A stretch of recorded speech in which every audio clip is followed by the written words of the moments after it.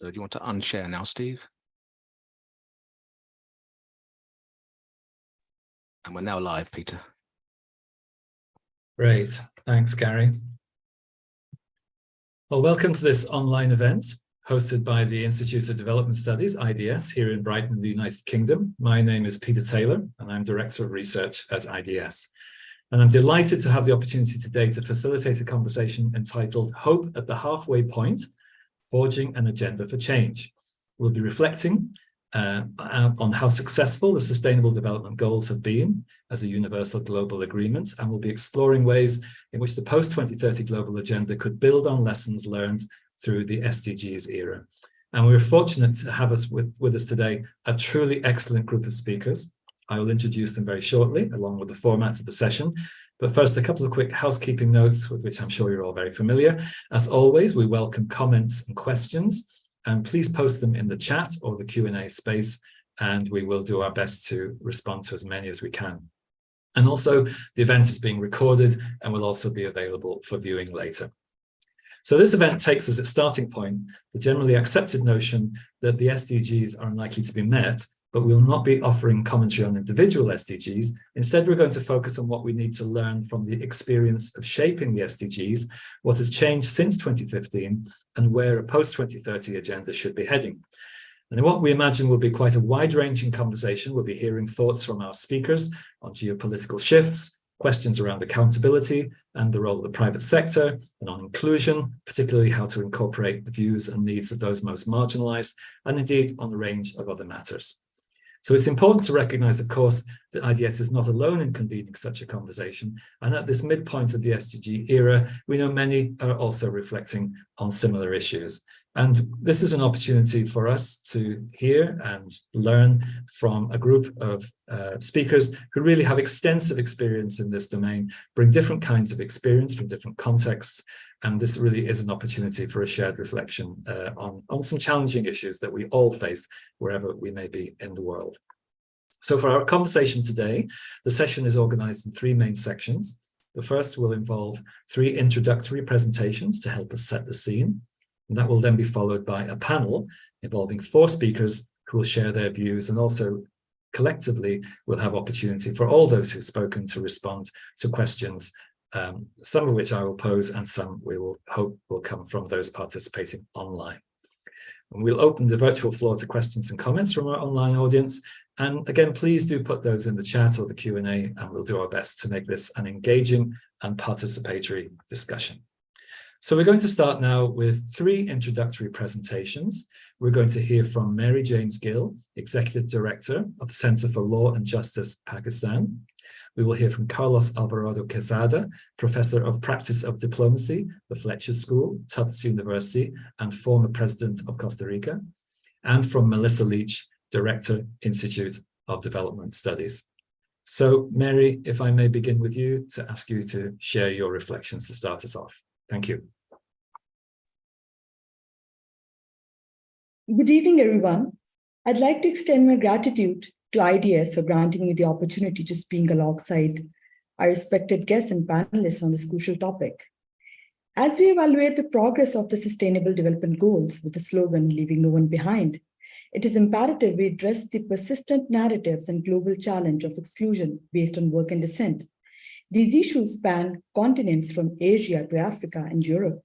For example, modern slavery, a pressing concern, still looms large. The Global Slavery Index estimates over 40 million individuals are trapped in forms of modern slavery, such as forced labor and marriage. Notably, bonded labor is rife, particularly in South Asia. So let's turn our gaze for a while to Pakistan's illustrative journey. In 2016, Pakistan's federal parliament unanimously committed to the 2030 Agenda for Sustainable Development. Its commitment translated into tangible steps, including the inception of SDG support units at varying levels and the formulation of a national SDGs framework in 2018. The emphasis of government is clear: embedding SDGs in strategic planning, rigorous monitoring, effective budget alignment with SDGs, and leveraging technology for enhanced progress. Despite its commitment, it ranks 128th on the global SDG index. Communities from untouchable castes like sweeper, mostly from Christian and Hindu Dalit backgrounds in Pakistan, traditionally bound by lineage to menial roles like sanitation, domestic, farm, and bricklaying work, remain marginalized. Historically, marginalized groups reveal stark educational disparities in Pakistan. Only 27% of children from the poorest households finish primary education, compared to 77% from privileged ones. Does this reflect true quality education? Furthermore, the commitment to decent work and economic growth seems to waver when a vast segment to these communities remain tied to menial roles, carrying the weight of their ancestral professions. In a recent unpublished study for UNDP Pakistan, we explored the living conditions of minority communities in Lahore's informal settlements, that is one of Pakistan's most developed metropolitan, using the SDG framework. The findings were alarming. 68% reported a lack of sewage infrastructure, 43% received contaminated water in the government water supply taps, 52% of women experienced harassment during nighttime excursions, and 60% felt a persistent threat of violence towards minority youth from Muslim peers, while 63% indicated that most residents are far from achieving digital literacy. However, this challenge isn't restricted to Pakistan. In India, the Dalits, representing 16% of the country's populace, face persistent discrimination. In Nepal, the Halyas, despite escaping the chains of bonded labor, continue their fight for fundamental rights in a nation home to 2.4 million Dalits. Beyond Asia, in Africa, groups like Nigeria's also experience marginalization due to age-old beliefs, linking them to religious sites. Meanwhile, Europe's Roma, despite the continent's progressive ideals, still combat long-standing prejudice, facing barriers in housing, employment, and education. Fortunately, the story is not uniformly bleak. Grassroots movements across the globe are rising, challenging established norms and demanding change. So where does this leave us at this halfway point? What does the promise of no poverty or decent work and economic growth mean for a person who, by mere birth, into a particular family is confined to menial and often degrading jobs? How do we speak of reduced inequalities when entire communities are excluded from mainstream opportunities, only based on their ancestral occupation or lineage? It is evident that as we forge a shared agenda to change, our roadmap must be inclusive. A post-2030 world should not just acknowledge, but prioritize and amplify these silenced voices. Mere legislation isn't enough. We need a societal overhaul that challenges and alters deep-seated prejudices. In conclusion, to fully implement Agenda 2030, we must strive to cultivate a world where dissent and work don't dictate destiny, where every individual, irrespective of their background, stands equal in the eye of society and policy. It is an ambition worthy of our collective commitment. After all, when hope backed by action can transform the world. Thank you very much. Thank you very much, Mary, for sharing reflections on where we have got to at this halfway point, but also giving us some inspirational words about how we can think of the journey moving forward. That's very much appreciated. Carlos, may I turn to you, please? Thank you, Peter, and thanks to Melissa Leach and all the folks in IDS. It's great to be virtually back in my beloved institution, and thanks to all the attendees. In these 8 minutes, I'll try to make 3 points. One, it's why are the SDGs so important? My second point is, where are we at this at the middle of the road of the SDGs? And the third point will be what can be done, some clues or some ideas of what can be done now that we are in the middle of the path. The first is why is it so important?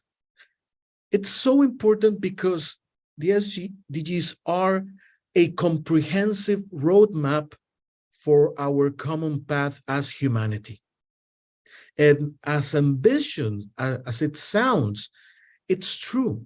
The 17 objectives actually have the wisdom to impact profoundly every dimension of human development, but also in a way that embraces the diversity of humankind across the globe.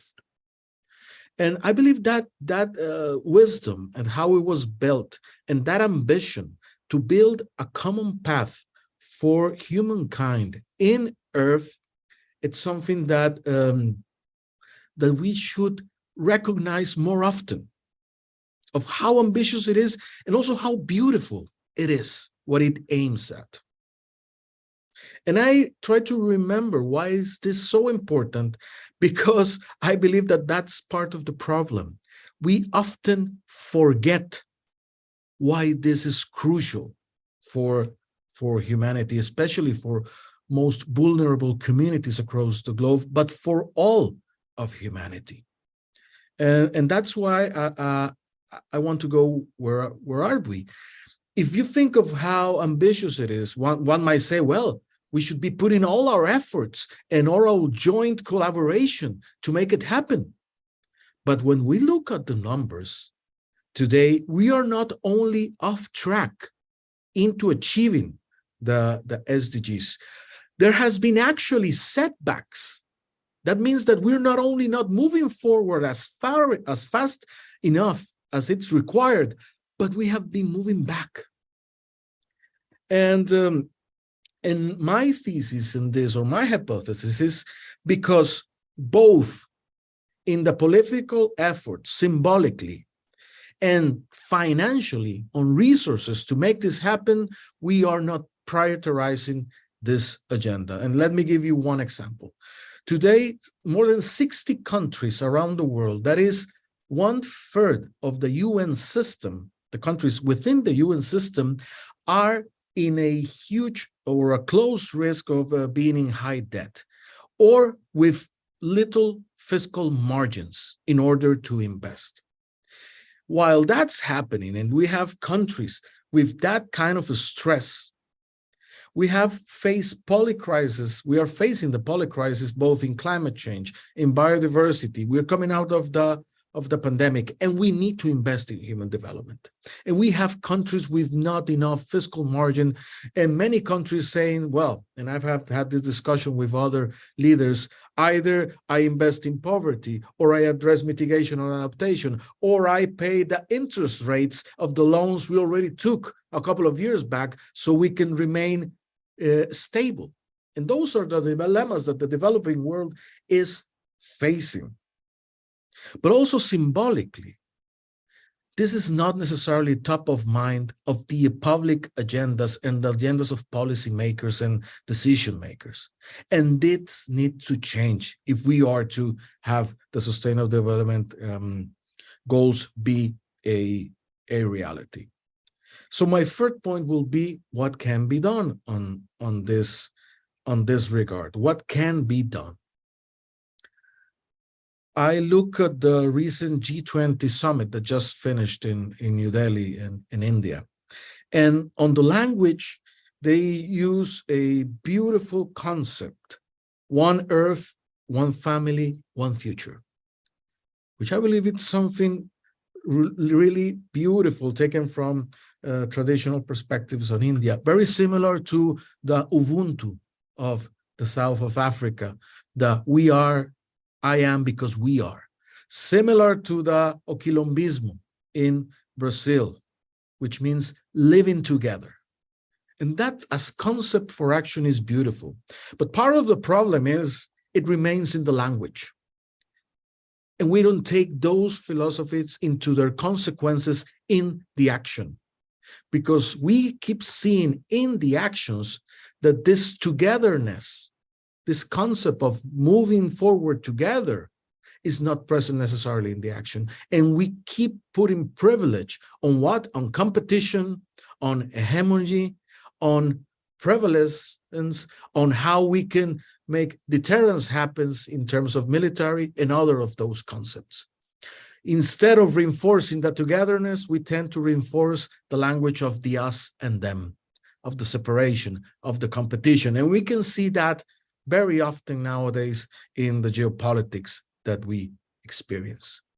If we are to propel the Sustainable Development Goals, we need to not only preserve this language of togetherness, of one earth, one family, one future, but we need to take that into practice. And that's very complicated. But how can that be done?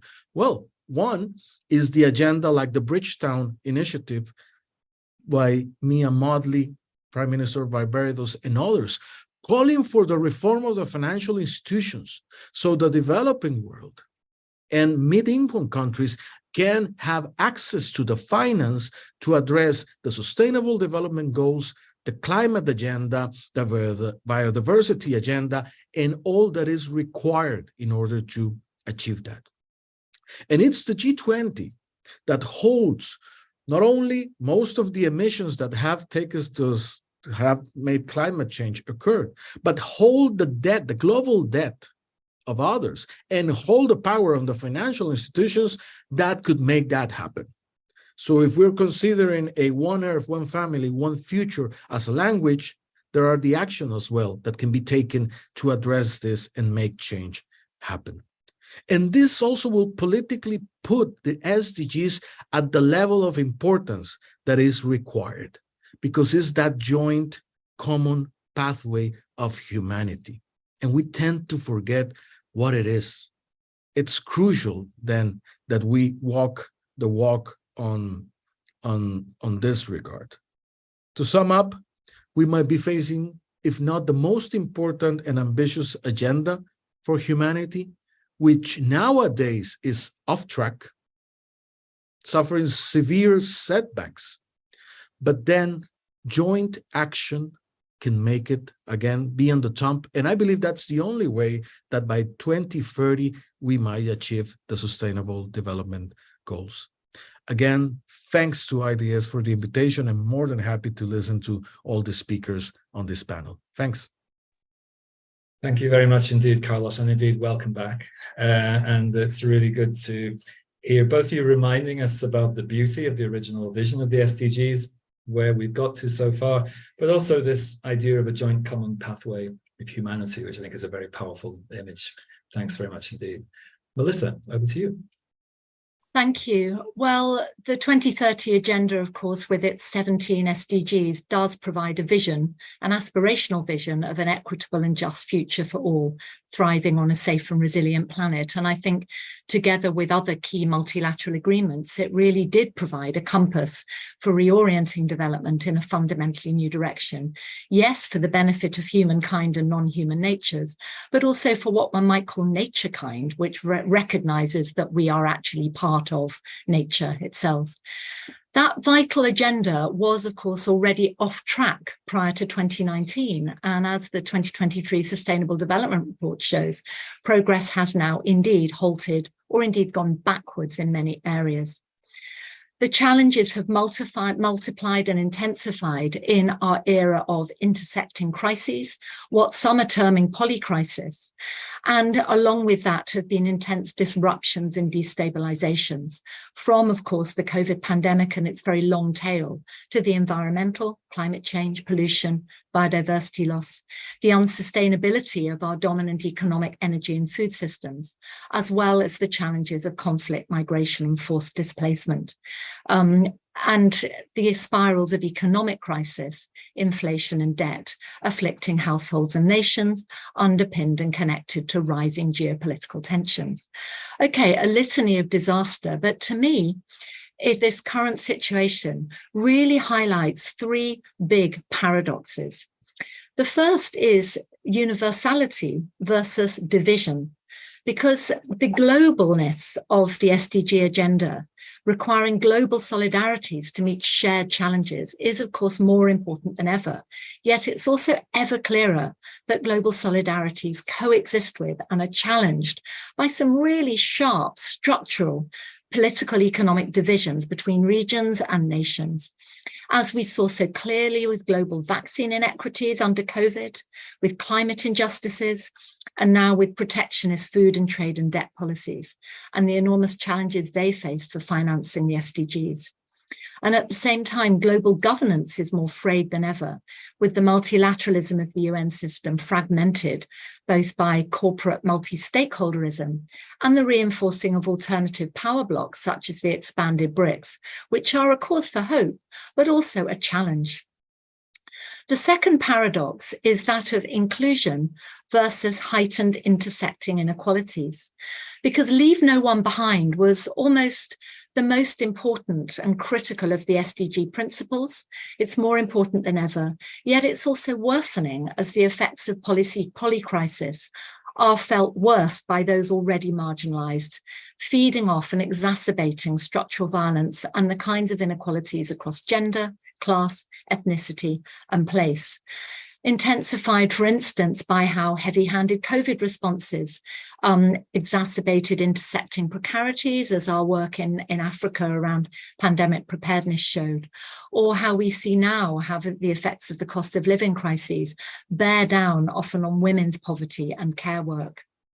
And then the third paradox, one could pitch as structures versus uncertainties, because each and all of these challenges involves not just risks that might one calculate and insure against, but actually wider forms of uncertainty in areas of ignorance, in systems that are complex and emergent.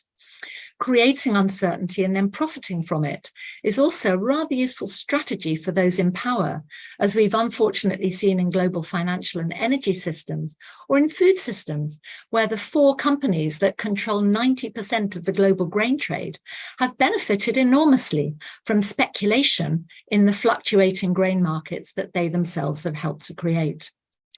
So amidst these paradoxes is the answer to return to a simpler, narrower, less ambitious agenda, one that might focus perhaps on just a few goals and targets, back to the silos, a more fundable, measurable agenda perhaps?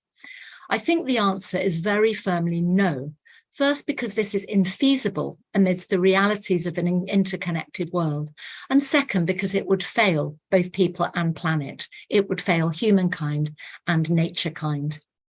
Thus, in line with the recasting development agenda we've been discussing at IDS, and with the debates at this halfway point that we've recently been having in the International Science Council, presented to a report to the High-Level Political Forum in July, I think we need an urgent shift at this halfway point that recaptures that transformative, integrated approach to implementation.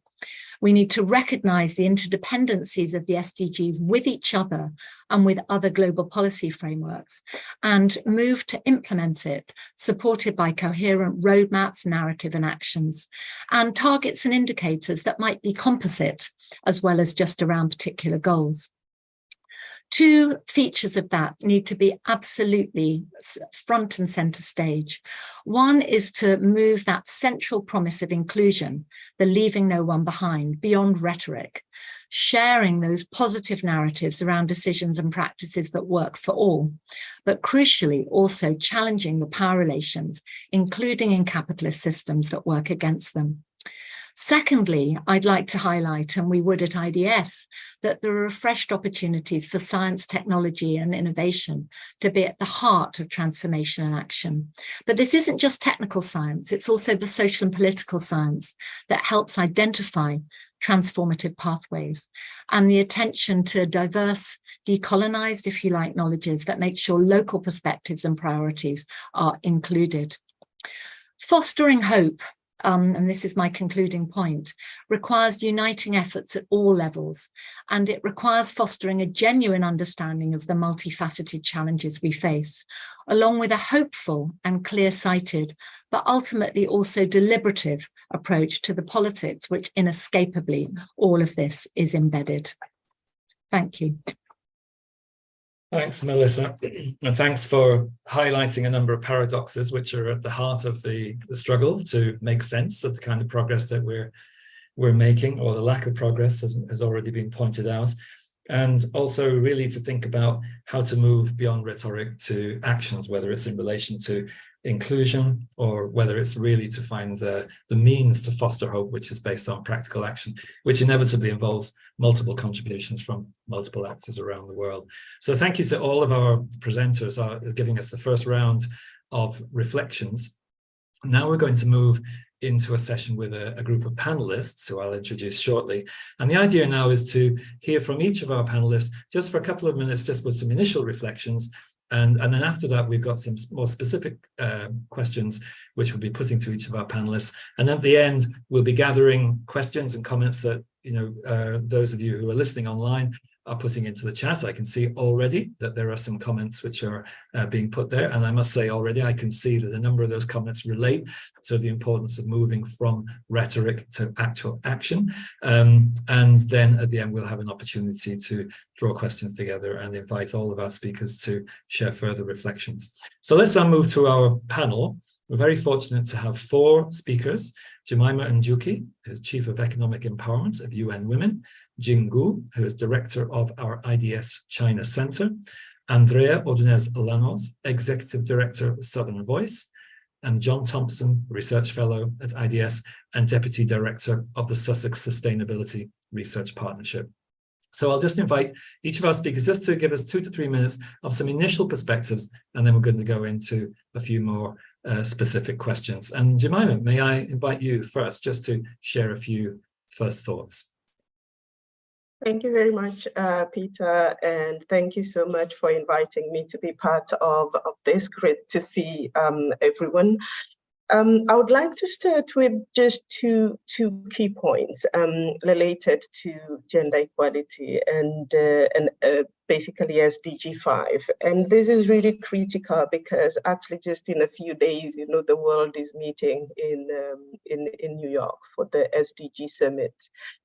And the UN General Assembly. And it's really a critical moment for reflection, not just on where we are now, but what we need to accelerate progress.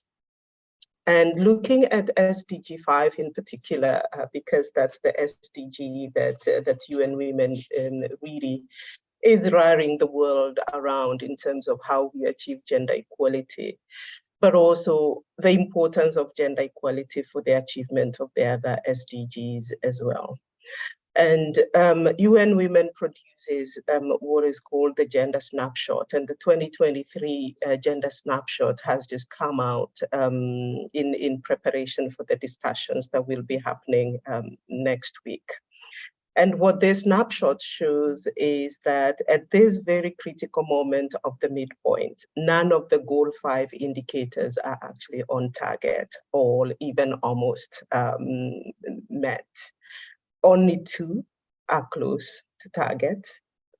8 of the indicators are at a moderate distance to target. 4 are very far from target. And another 4, we don't even have the data to tell us where we are at. And so the key question, to repeat what Melissa has said, is whether we're really meeting the rhetoric of addressing inequalities, especially gender inequalities, through SDGs, despite the attention, the renewed attention to issues of inequality, especially gender equality. The second point I want to make, because I think it's one thing to say we are off target. It's another thing when we actually start putting numbers and faces to how far we really are. So I do want to highlight a couple of data points on progress, or the lack thereof, that shows the urgency. So even as we go into this next discussion of what can we do to really show how urgent this is. Just a few data points on poverty. What the gender snapshot shows is that if the current trends continue, over 340 million women and girls, 340 million women and girls is really larger than the population of the United States, will live in extreme poverty by 2030. And we would need to move 26 times faster than we are moving now to make sure that these numbers are brought to 0. Food security, the most basic of human dignity, that 1 in 4 women and girls are expected to be moderately or severely food insecure by 2030. And in the worst climate scenario, we will see as many as 158 million more women and girls being pushed into poverty as a result of climate change. I think the worst part of these numbers is we do know some of the things that work. We know legal frameworks, for example, can protect women and girls. And yet around the world, we are seeing a lack of political will. We have 54% of countries that still lack laws in key areas of gender equality, including on equal rights to enter marriage or initiate divorce for women. Despite knowing the benefits of women's leadership, we still are seeing such low representation of women in leadership. Globally, only 26.7% of seats in parliament are held by women, only 35% in local government, only 28% of management in management positions in the workplace. And so I think the real question we really need to be asking, given what we know works, given what we know needs to be done, why aren't we getting there? And I think that's a really fundamental question that we need to be asking. It's not that we don't know the roadmap, but we know the roadmap, we know what needs to be done, and yet we are not getting there. Where is the political will? Where are the investments? And how do we mobilize those? And especially for women and girls. Great, thanks, Jemima. And I'm hoping that you may be able to share some reflections which may help to respond to the questions that you just raised in a few moments as well. Thank you very much for those first thoughts. Jing, may I turn to you for some initial thoughts? Thank you, Peter. The COVID-19 pandemic and climate change have demonstrated the interconnection of the world, as well as the interconnection of the challenges of the world. Justice and inclusive development are needed now more than ever to prioritize development strategies of different states and work on common shared challenges. So my first point is very much on justice and inclusive development. We need this more than ever to prioritize, the development strategies of different states. Sustainable development goals can only work when different actors recognize the value of the common goals and are willing to make an effort to accomplish them. This is especially in the case of the rising powers. So global sustainable development goals require a stronger policy agenda and greater cohesion to understand the problems of managing climate change, global COVID-19 strategies, and new forms of economic development. One has to realize the necessity for new forms of international diplomacy. These are not issues that can be resolved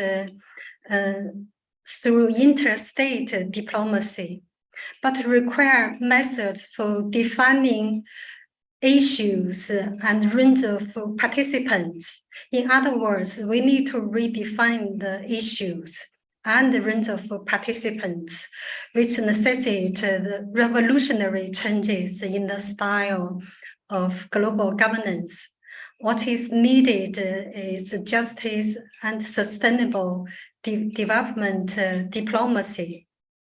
Yet immediately one has no choice but to recognize a fundamental difficulty in establishing a system of sustainable development diplomacy, especially in the context of the geopolitical competition between the US and China. So in other words, the US and China have to find effective ways to establish common interests and thereby resolve the issues above all of climate change, but also large-scale development projects in the developing countries and the multilateral post-pandemic strategies in the development context. Thank you. Thank you, Jing. And again, we'll come back to your thoughts on some of those geopolitical dimensions in a few moments, Jing. So thanks for raising those already. Andrea, may I turn to you? Thank you, Peter. And it's a pleasure to be joining this panel today. And thank you to the presenters for the first kind of round of ideas. And I just wanted to expand on something that I wasn't planning on talking for now then, which is this, the political process. And Melissa brought up already, you know, there's going to be something coming up next. And that's also in our minds already, right? So we're halfway through the 2030 and half of our mind is already thinking what's going to come after 2030. So I just wanted to bring up a few reflections on how the agenda came about. I think we need to acknowledge that there was a political moment that allowed the agenda to come. That maybe if this was negotiated, you know, 2 or 3 years ago, or even today, we would not have these agendas. So as much as we like to criticize it, it's good to also remember how, you know, miraculous it was that the things were aligned that allowed for these agenda to actually come through. And there was a lot of work from advocates from the Global South putting this more comprehensive agenda, which I think we need to keep in mind. And that in part is the challenge of not losing steam in terms of interest and you know, on effort in the agenda towards the 2030, because in the next, you know, we don't know how the politics are going to evolve in the next coming years. That's the first challenge that we're going to have, thinking about what's going to come next. We're going to have the change of the Secretary General, which will, you know, change the dynamics within the negotiation of the UN system. So it's unclear what would we be able to start drafting in a few more years for what the agenda would look like. So I just wanted to bring that into the table, that political angle for all of us to keep in mind for now. Great, thanks, Andrea. And that's certainly a point that is raised by many. I think that perhaps there's a tendency sometimes not to remember the political moments, let's say, which actually led to the establishment of the agenda in the first place, and of course the dynamics which will continue as we move forward towards 2030 and beyond. So thanks for raising those as well. John, again, just a few opening thoughts from you. Thank you, Peter. The challenge with going last is many of the key points that I was intending to make have been covered in very eloquent terms. So I'm going to skip over some of those things and kind of redirect our focus from goals and targets back to principles. Because as I was reflecting on this panel and this moment that we're in right now, I think when we look at the foundational elements of the SDGs, it was about principles that were just being alluded to. And 3 of those are indivisibility, integration, and universality, the global solidarities that Melissa mentioned.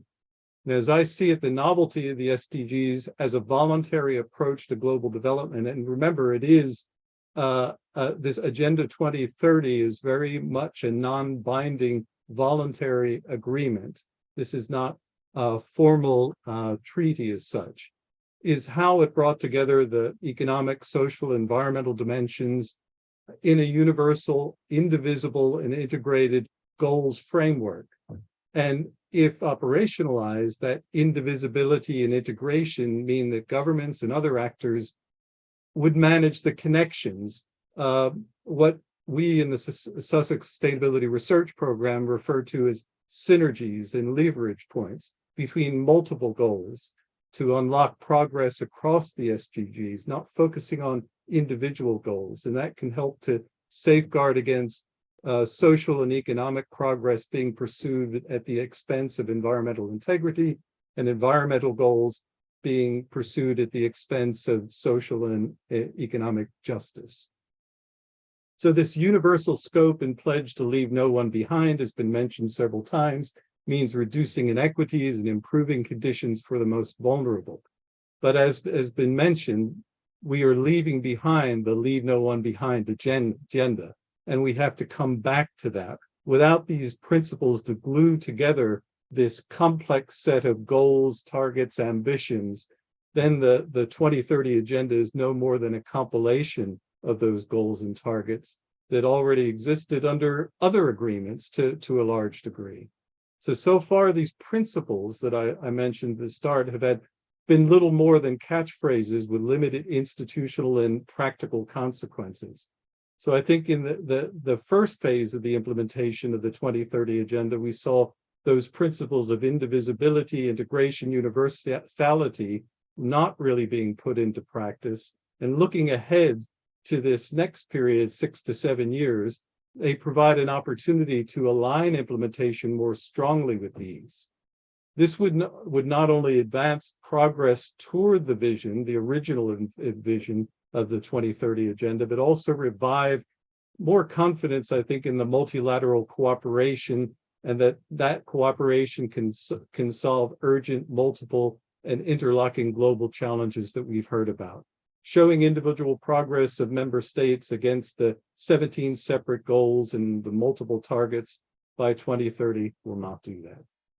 Thank you. Great, thanks, John. And I think, as you say, it's important to remember the principles which underpinned and the values, I think, which underpin the whole concept of the SDGs. And perhaps to some extent that has been lost or has been frayed at the edges since 2015. So I think this brings us on now to the next part of our conversation. And I'm going to just bring a few questions to each of you, which relate particularly to areas that I think you have extensive experience to share. And Jemima, if I could turn to you first, and you mentioned in your introductory words that the real challenge around the indicators, with very few being on track, and in fact some being very far behind, and in fact some perhaps not having even any data related to them. At IDS, several of our research programs are tracking the way that women's rights are being closed down in many different ways and in many different contexts. But can you give some reasons to be optimistic based on where you sit? Where have you seen progress in regard to SDG progress in relation to women's rights? And how could, where progress has been made, how could that be scaled up? Thank you very much, Peter. I think there's a couple of areas where we've been seeing progress, and unfortunately, those are also the areas where we are seeing the strongest pushbacks, if I may call it that. So, for example, on health and well-being of women and girls, I think we've seen over the last 2 decades, between 2000 and 2020, sharp drops in maternal mortality. We've actually seen a 1/3 decline from about 339 deaths per 100,000 live births to about 220. And we haven't seen such rapid progress in some of these indicators in a long time.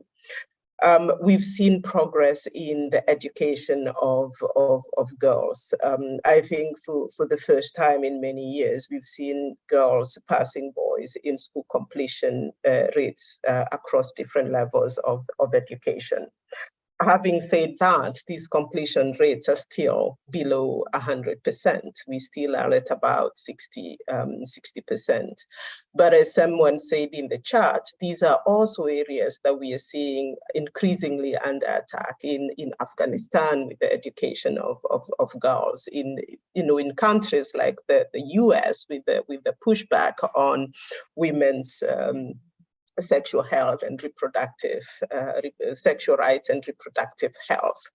And so while we are seeing really great progress in some of these areas, there is a real risk that we can lose some of these gains, and especially if we do not have this global solidarity and support and advocacy for countries and areas and regions where we are seeing some of these pushbacks. And which brings me to the next point of how do we then turn this around. I think first is going back to the principles that John is talking about. How do we ensure that we do not leave anyone behind, and how do we operationalize some of those concepts in the way that we are pursuing the implementation of the SDGs? So there's that getting back that political momentum and global political will to actually change things. But second is also to make sure that investments are going where they are needed. So halfway to the goals, we know, for example, financing for gender equality remains grossly inadequate. Only about 4% of bilateral aid is being dedicated to programs where gender equality is the primary objective. And if you look at, I think it was someone in the opening remarks that talked about the poly crisis in areas where there's huge humanitarian needs because of this, multi-secting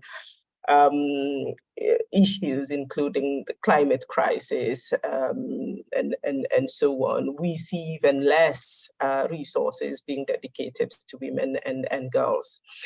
And so there are big financial targets that need to be put on the table to make this happen. We have estimates showing about 360 billion per year is needed to achieve gender equality and women's empowerment across all the key global goals, including ending poverty and hunger. And this money is not on the table. But these also need to really, as I said, really be backed by that political will and the necessary social transformation that is needed to ensure that change actually happens. Great, thanks, Jemima. Jing, if I could turn to you, just again picking up things that you've said in your opening remarks. Jing, you spoke about geopolitics. The changes that we're seeing since the start of the SDG period, in fact, is a long-running trajectory. And of course, the rise of China on the global stage.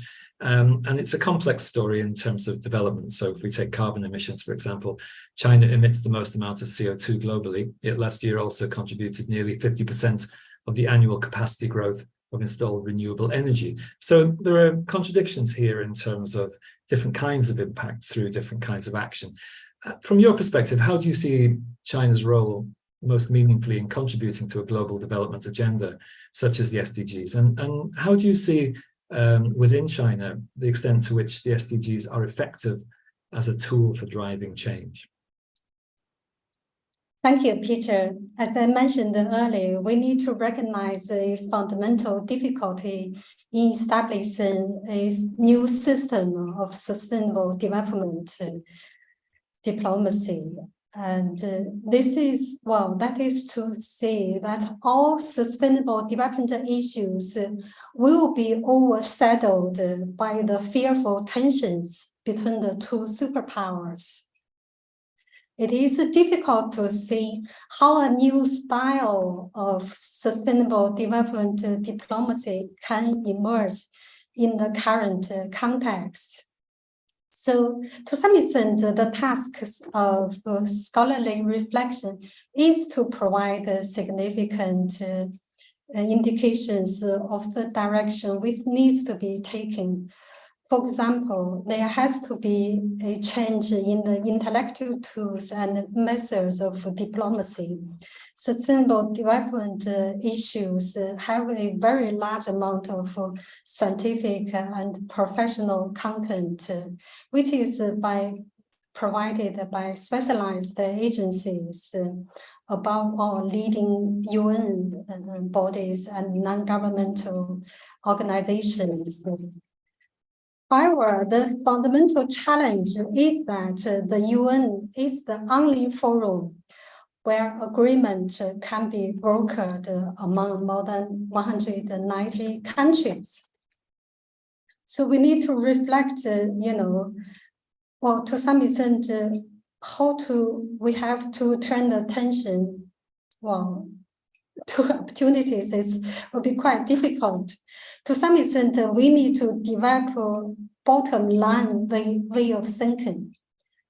In other words, we need to identify what are the bottom lines for the significant players in terms of trying to balance sustainable development and also justified and inclusive development.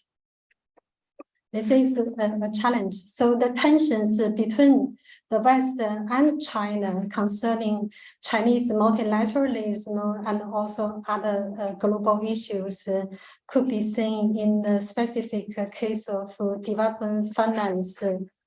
At the moment, China, in the mid-20s, 2010, China's annual overseas development finance was more than twice that of the US. So China is a major holder of developing countries' debt, but it is not aligned with existing principles.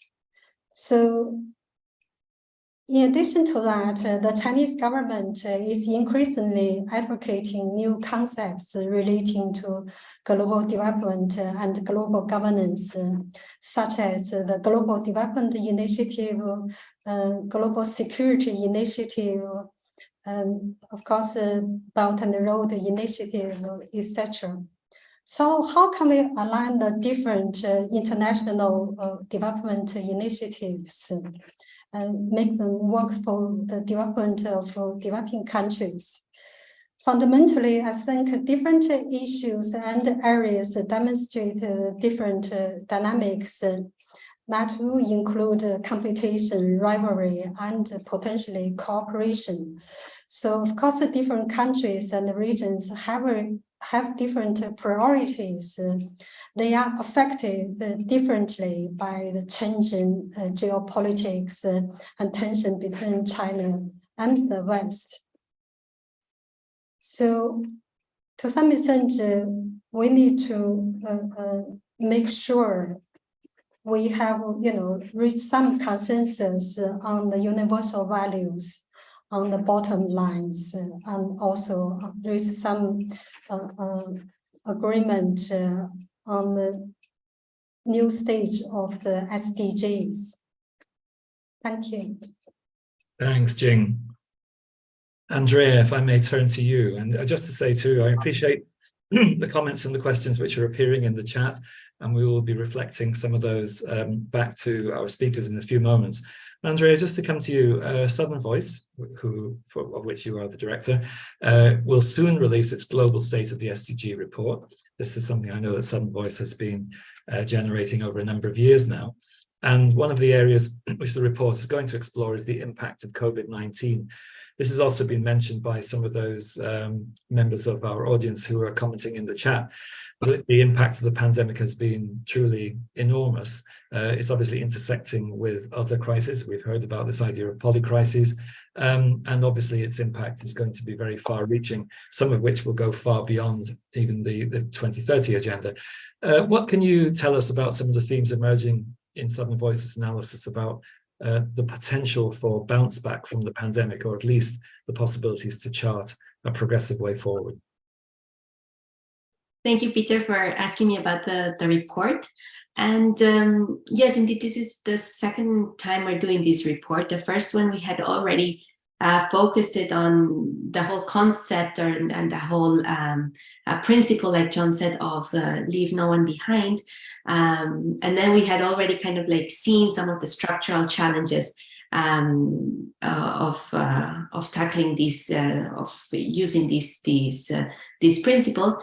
We were hoping that we were going to be moving forward on our topics, and then the pandemic came, and then we, of course, had to look into it. And inequalities was, of course, the theme that was coming up from across all our members, and their main concern in terms of COVID and the impact that it was going to have in the SDGs. So we've been doing research on inequalities across different sectors in the different regions, so across economics, across education, in Latin America with migration, and seeing how COVID had impact on all these different areas. And I think one of the key things that we are grappling with now is maybe this one more paradox, maybe to add to Melissa's points from earlier, between inclusion and acceleration. And we know now that acceleration is the buzzword in New York, right? And we really want to accelerate and we really want to move forward. But what we're seeing across the board from the studies is that actually a lot of the consequences of the negative consequences of inclusion or of wider gaps in well-being because of the pandemic were due to a very fast response by the government in aspects that they were not prepared to respond, right? So in education, if you provide digital services, that's very fast. It was a quick response. But of course, in an unequal setting, this just creates more gaps because then we have kids with much better education and those that are not receiving any. Right, so this just highlights this problem or this possible paradox between acceleration and inclusion, and I think this is the key thing that we're grappling with now, and that we think that should be in the agenda now. So not only about acceleration, but how can that be without sacrificing inclusion, which is what we've seen in a lot of the policy responses from COVID. And I think moving forward with what we see that is happening, digitalization, we know digitalization was a topic that the SDGs missed to have in the agenda explicitly, right? It should be SDG 18 on digitalization, but we don't have it. And we know all the things that are happening now with digitalization, the rapid adoption of new technologies, and this may happen again, right? So the changes in technology may increase the salaries and the positions of a lot of workers, but then it might leave a lot of others behind, right? So I think that's what we're dealing with now, and what we're thinking about these conundrum between the need for acceleration, but how do you put safeguards? How do you think about it so that it doesn't affect inclusion? Great, thanks, Andrea. And I think again we're broadening out this sense of a number of paradoxes which are at the heart of the experience of the SDGs forward, and certainly are going to be really crucial to grapple with them, and also the issue of grappling with areas of development which have emerged during the period, particularly including digitalization, which, as you say, was not explicitly included when in 2015 when the SDGs were laid out. Thanks for that. John, if I could turn to you for a few reflections from you as well. Obviously at IDS, we believe that research, evidence, knowledge are extremely important as ingredients for all efforts to understand progress and to also consider and explore perhaps alternative ways of moving forward towards the SDG period 2030 and beyond. The Sussex Sustainability Research Programme you mentioned earlier is all about delivering research to help achieve the SDGs. Where do you see that research has the biggest potential to help us make progress? Oh, thanks, Peter.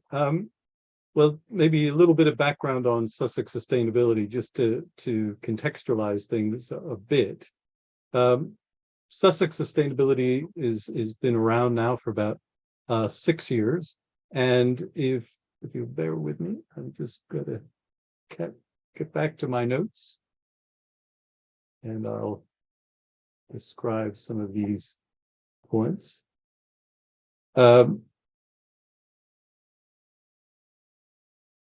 Sorry, I've just lost my place. I don't want to talk too long.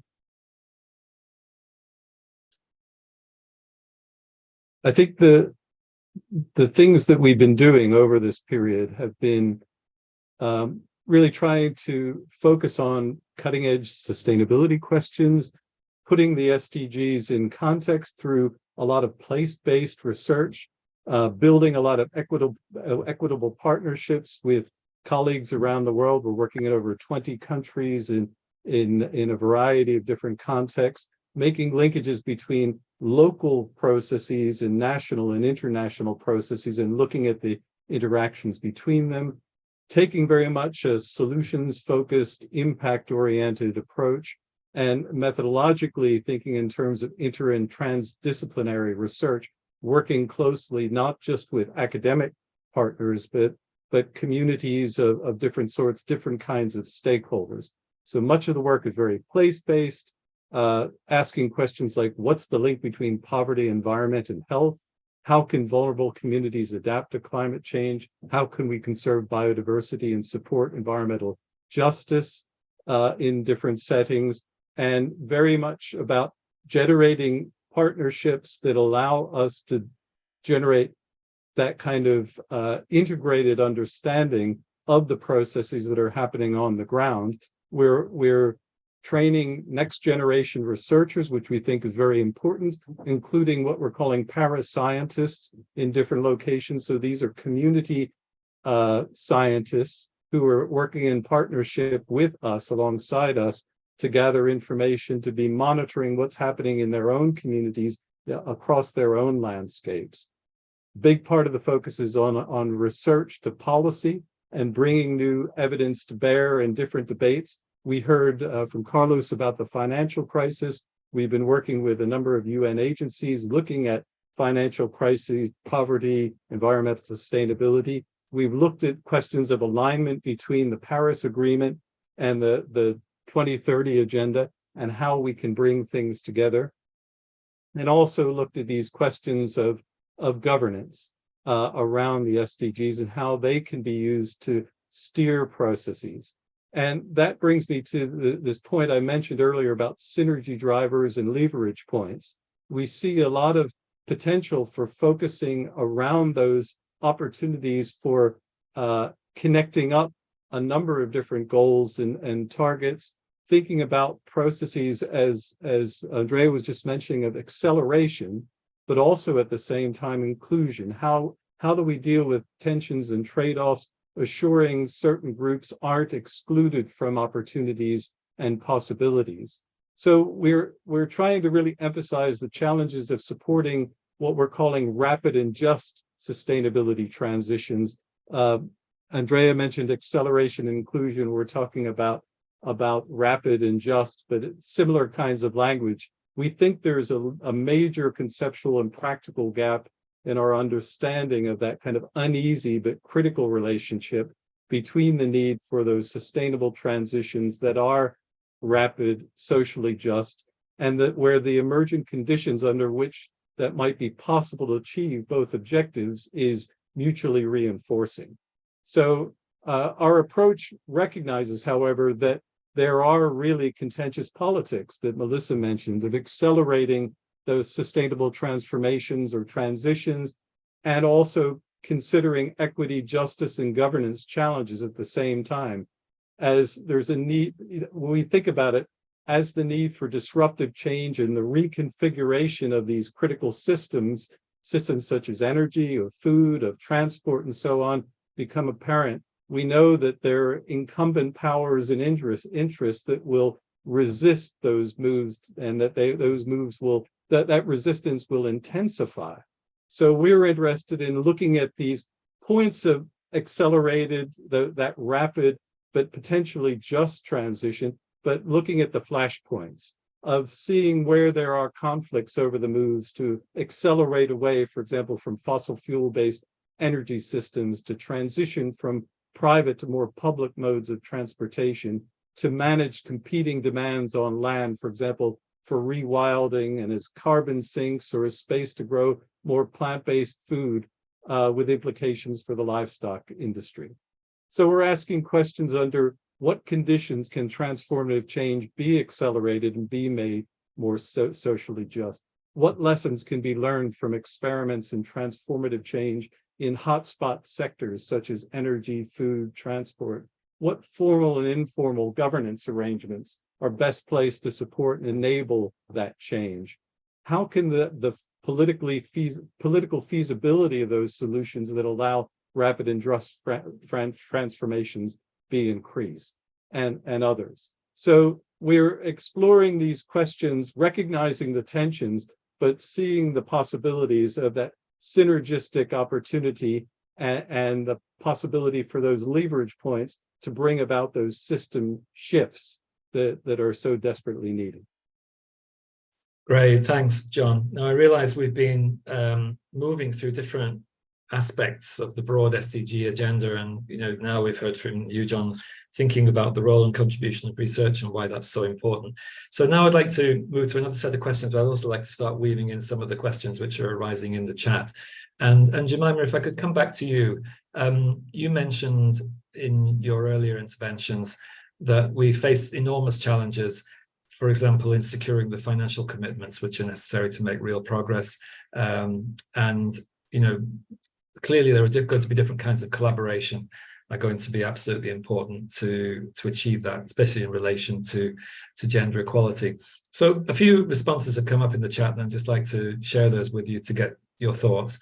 From Phoebe, she has asked, how can we encourage political progress globally, particularly in countries where women and girls are experiencing extreme challenges to achieving gender equality? How do we change the mindset of people or governments who maybe do not place gender inequalities at a high value or importance? So that question is really about, you know, kind of how do you change mindsets? And it could be of various actors in society.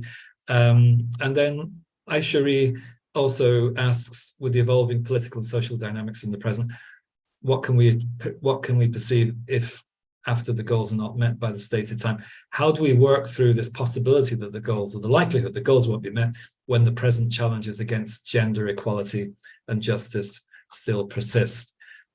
Johnny mentions about your reference to the women's leadership, more women occupying more influential and important roles internationally, that could perhaps be one of those factors that might make a difference.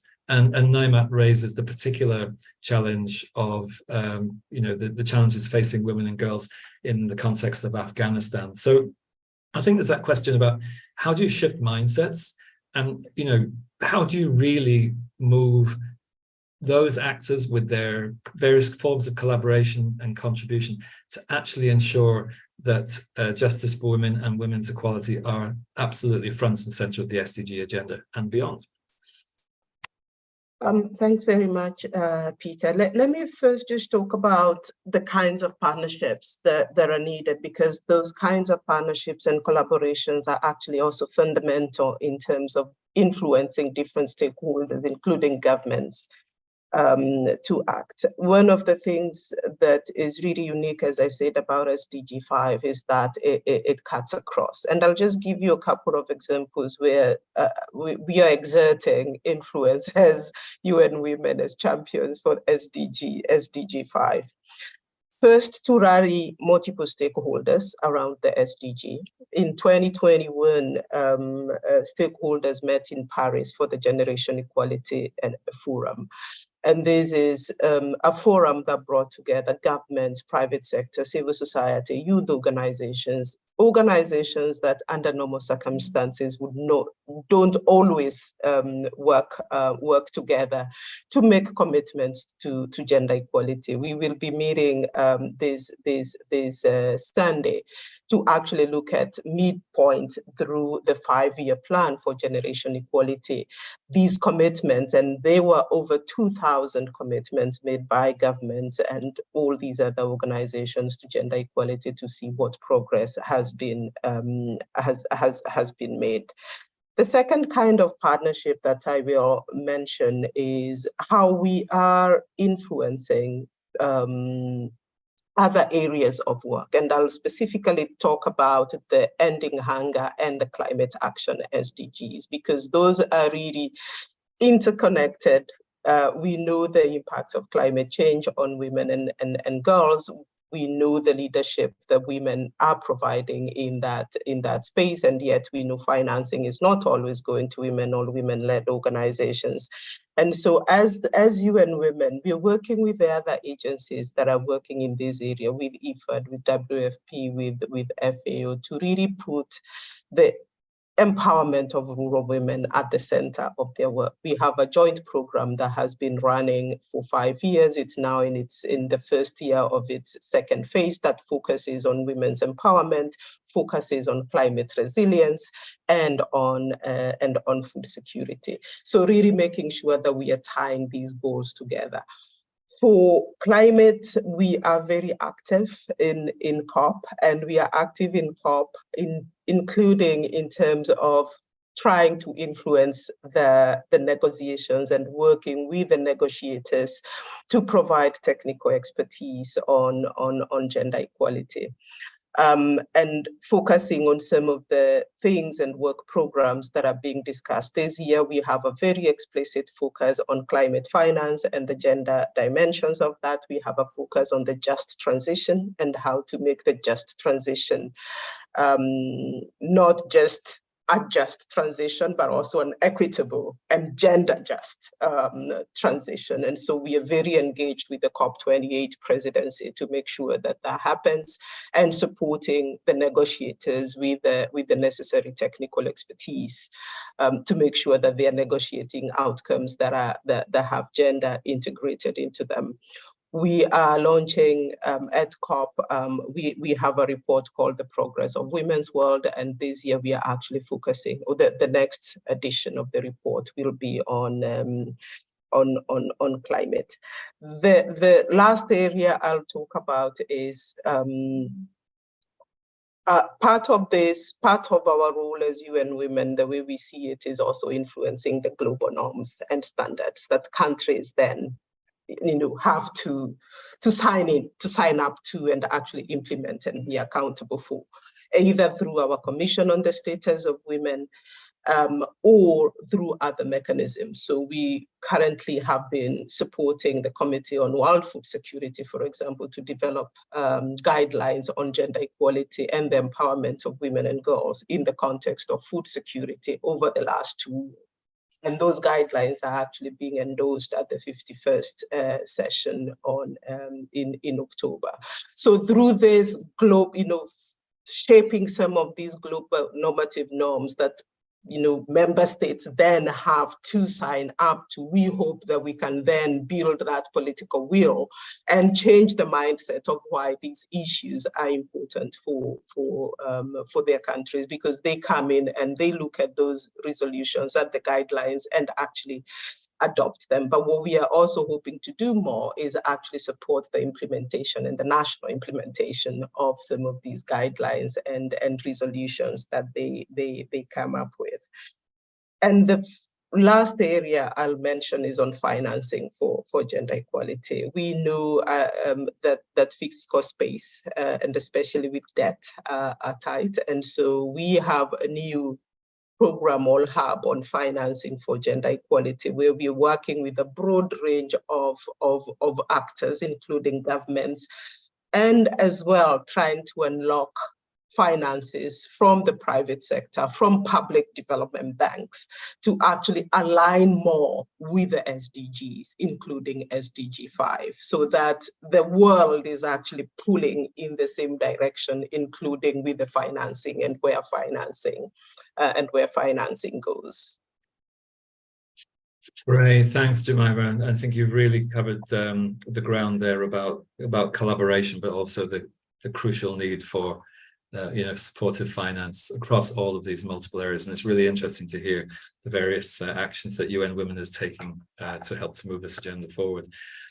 Jing, if I could just come to you, perhaps now as we start thinking about towards a future agenda, obviously China's role globally has enormous influence. How do you see China's engagement around a future global agenda through collaboration with other countries in the world? Thanks, Peter. So the SDGs is increasingly an important and a very effective tool for driving change in China. And I can think of 5 areas China, could engage effectively with the West and the rest of the world. Those are climate change, energy transition, biodiversity, and digital governance, cyber security, of course, peace and security. So climate change is an area where China's cooperation with the international community is essential to successful policy and regulation. There are very serious problems of the global warming, and to which to some extent, China is contributing significantly. A particular problem of China is that its economy is expanding and still a developing country to some extent.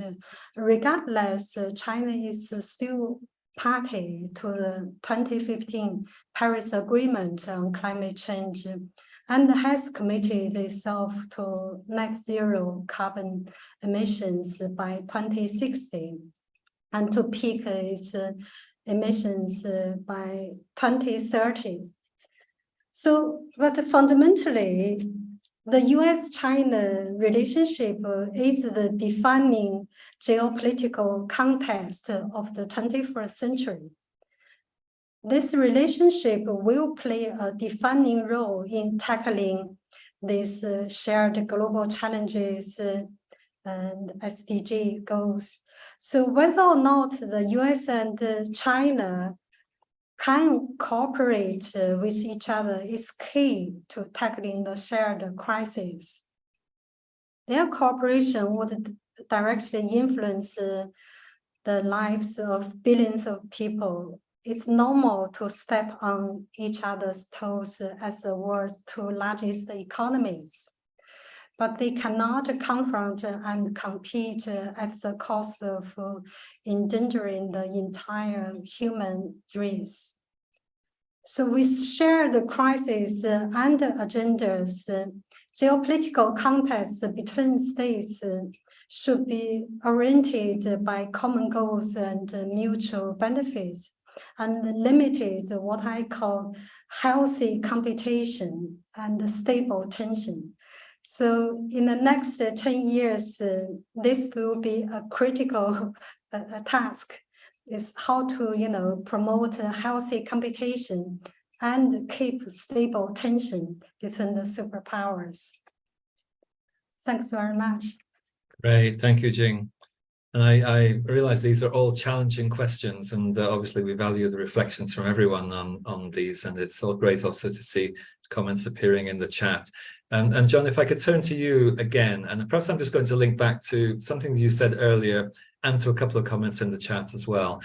Simon, I think, references your point, with your concern that we should return to principles, that he's, commenting that the SDGs tend to be approached from only a technical perspective and ignoring the human elements of development, and that it's really crucial that the SDGs should be meaningful at the individual level. And I think that, touches this notion of, values and principles being at the core. Samuel mentions that doesn't the key issue in the dismal performance towards the SDGs lie in the fact that the focus has been on the what and not on the how it's to be achieved.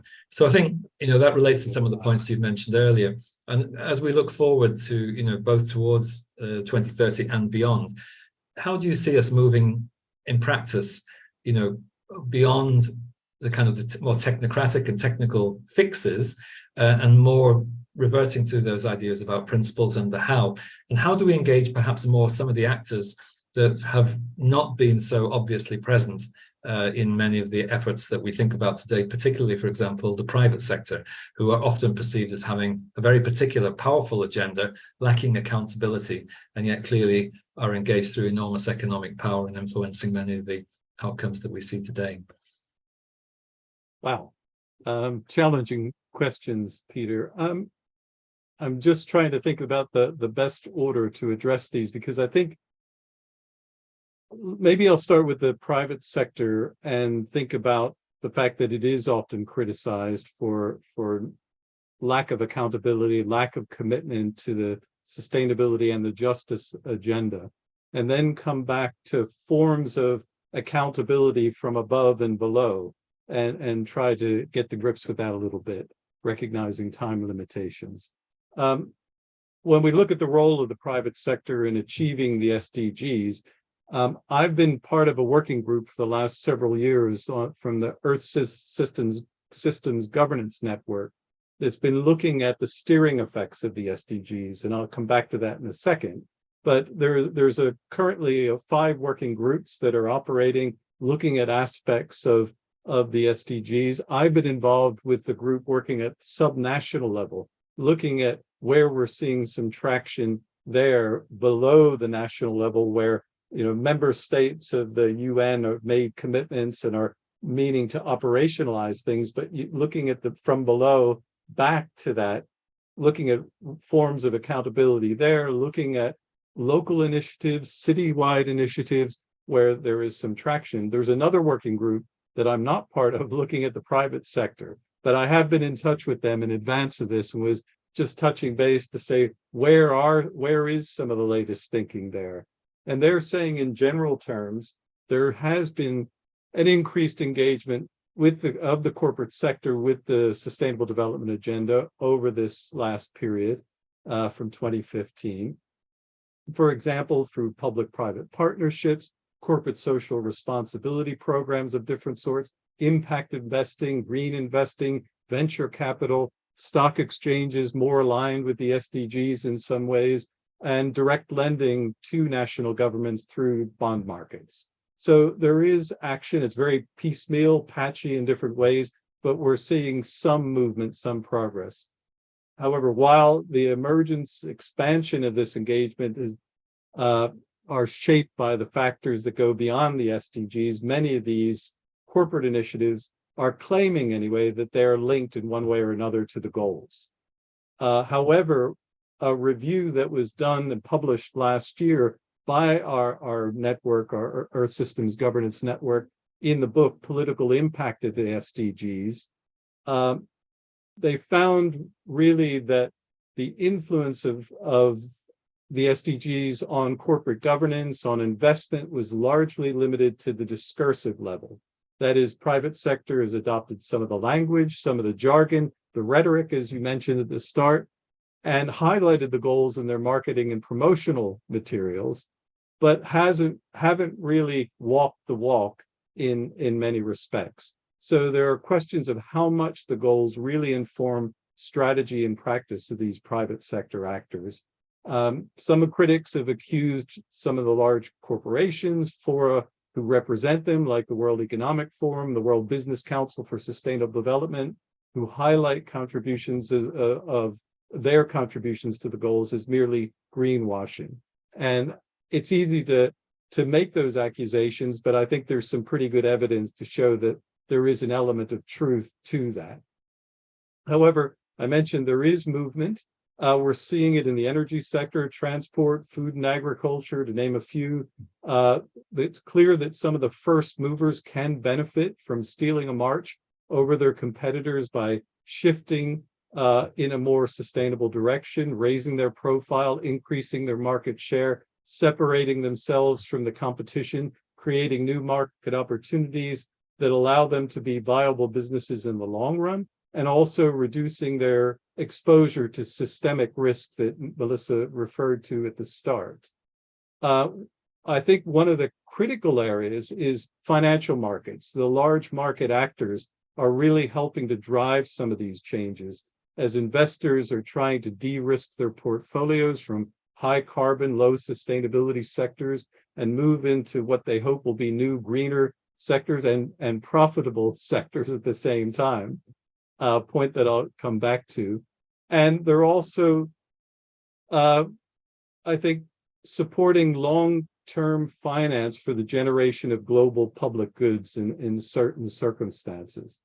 However, we're seeing, and this comes back to this point, some of the chat comments we're making about the struggles that day-to-day consumers, people are facing, and businesses very much the same. Recent surveys have found that consumers, businesses are choosing private goods and services that they deem to be value for money over what could be described as sustainable and just products.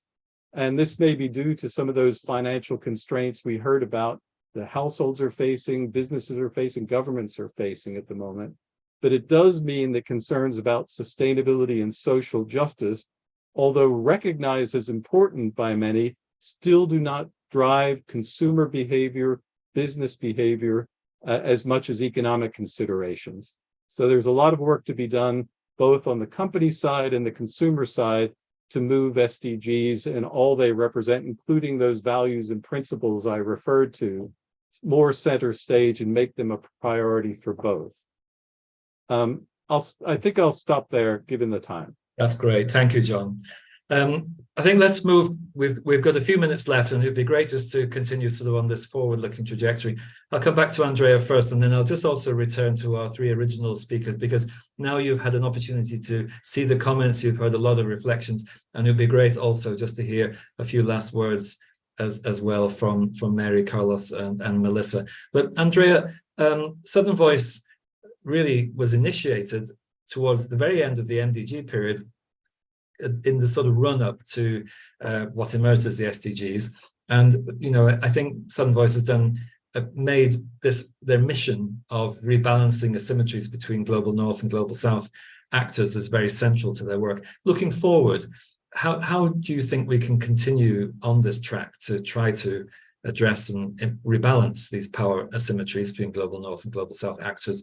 And perhaps what might that look like if fed into a post-SDG agenda? Thank you, Peter. Well, I think here there's some homework for different actors. So I think, you know, like you said, part of our interest is to start to see these rebalances of power. As like Jing mentioned, we have these different sizes of powers and countries that are in the negotiations and in the room when we're talking about sustainable development, and how do we make those negotiations work, and how do we how can we move certain critical things at the international level forward. In that sense, I think one first thing is that we need to think, and regions and countries need to think about how they can strengthen their position by regional groupings. And I think that's really important for Latin America, that is lagging behind in these. There's a lot to learn from the African Union. You know, the African Union has been now given a seat in the G20, which is a very important space for the discussion, not formally, but it helps, you know, to have some of these spaces of discussion. The situation for grouping or for some regional representation in Asia is also complicated. So if we want to have a stronger voice when it comes to the global discussions, and particularly as we move into discussing the next issues of the next agenda, having these strong regional positions would be really useful. And I think we need to combine that with having a focus on certain